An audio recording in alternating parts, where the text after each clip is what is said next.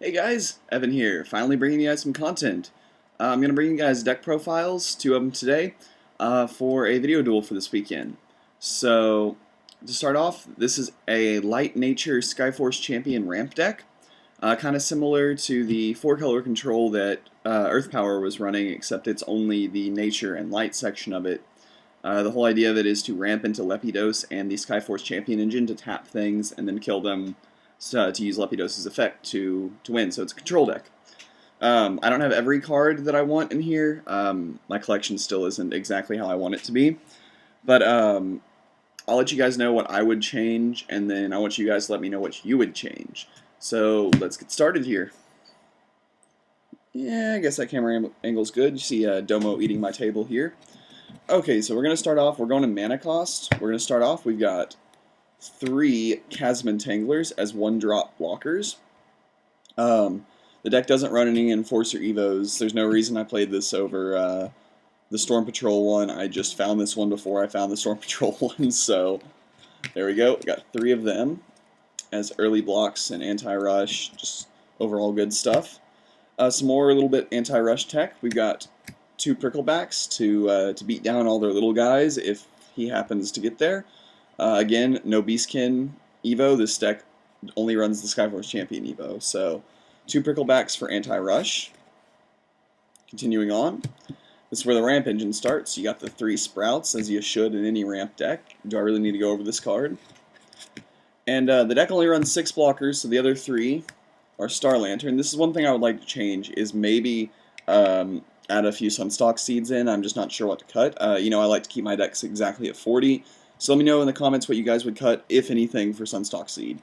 So 3 Star Lantern because it's the best 3-mana blocker, especially in this deck. When you get Lepidos down, it makes people really not want to attack, because then they attack, I block something else, and then Lepidos is coming in for a shield. So 3 of them. A bit more ramp here. We've got 1 single Razorhide. I could have sworn there was 2 in here. Let me just thumb through here. I did make some edits to the deck recently, and I may have accidentally cut... Yeah, I guess I cut the other Razorhide, because it wasn't testing very well. So yeah, just 1 Razorhide. I thought I had 2. Ha. Okay, continuing on. This one I know I have 2 of. 2 Blinder Beetles. This card's very, very good early game. If you got Prickleback on board, you want to kill one of their guys, you drop it then, kill a guy, just to kind of stop rush. Late game, with all the Skyforce Champions, it's another tap effect, another way to kill with Lepidos, another way to get another shield. 2 of them.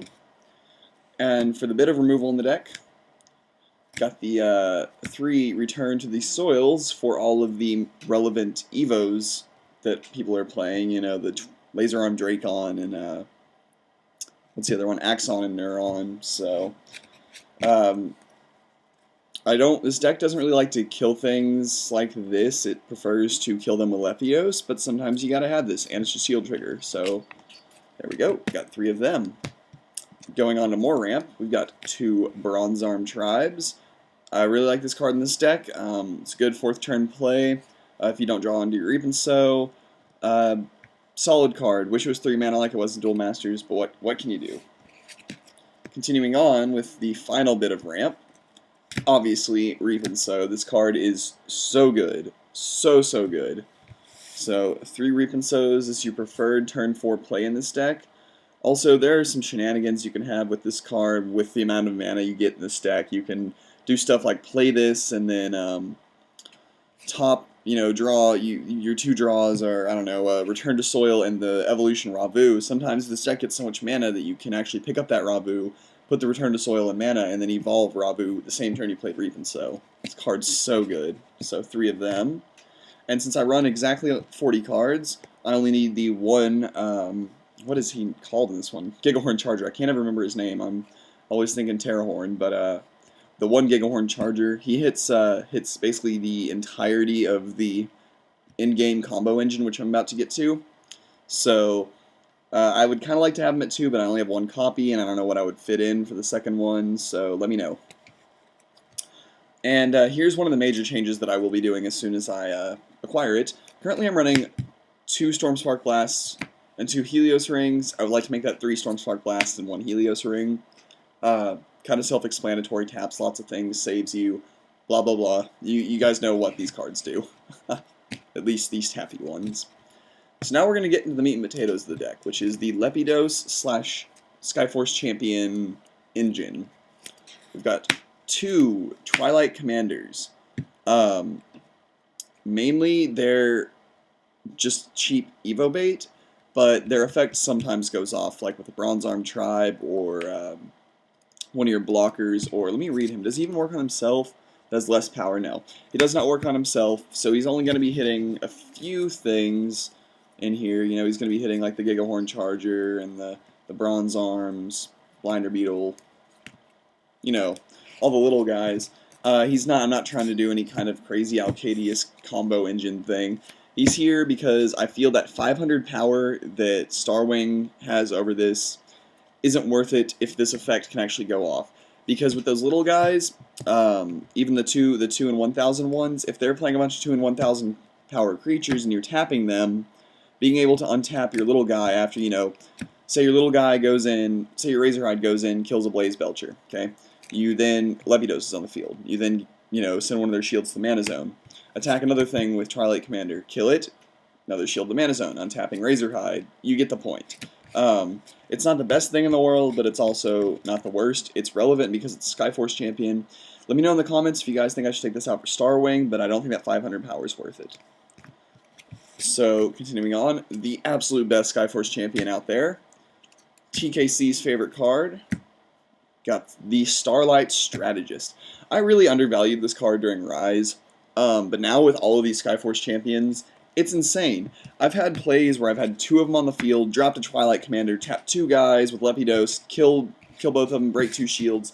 It gets insane really, really quickly with the Starlight Strategist, because he triggers off every other Skyforce Champion, including himself. So, I mean, even if you evolve Ravu and you have a couple of these guys on the field, you're going to be tapping stuff, which is my favorite combo in the entire deck, because then you get to kill everything and then untap at the end of the turn and have a bunch of 6,000 power blockers, which is really cool. So the main engine right here, got the 3 Starlight Strategists. I'm teching a single Ravu because I like this card and I needed a couple more Skyforce Champions. Let me know if you guys think this is a decent choice. I don't know. He's not all that relevant in the deck. I've honestly, in the 10 or so games I've played with it, I've actually never played him. He's always gone to mana, mainly because I want to play Strategist first. But if the time ever comes, I mean, the double breaking 65 blocker that untaps isn't bad by any means. Let me know in the comments if I should replace this with something. But as of right now, that brings our total count of Skyforce Champions to 1, 2, 3, 4, 5, and 6 Skyforce Champions to evolve 2 of the new Ravus on. The new Ravu is a double breaker that gives every one of your other creatures blockers, and every one of your creatures untaps at the end of the turn, which is pretty sweet. Because if you can imagine that, I mean, giving any one of these Skyforce Champions blocker is amazing. Having them untap after killing all these things, it's very, very good. It might not be the fastest engine in the world, but with all this ramp, you can actually get to this pretty quickly and do it very, very consistently. So, there's that. Last little bit of removal. We've got 2 root traps just in case, because we're playing nature. And then the very last card, Big Daddy Lepidos. It's kind of the Bolmedius of Kaijudo. It's not nearly as good as Bolmedius by any stretch of the imagination.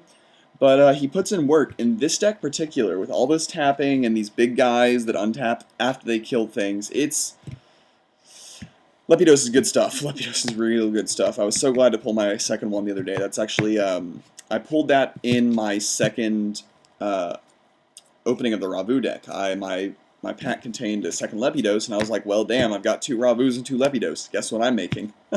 So, hopefully you guys enjoyed this deck. Let me know in the comments what you guys would change. And hopefully you guys will see it here soon in a video duel.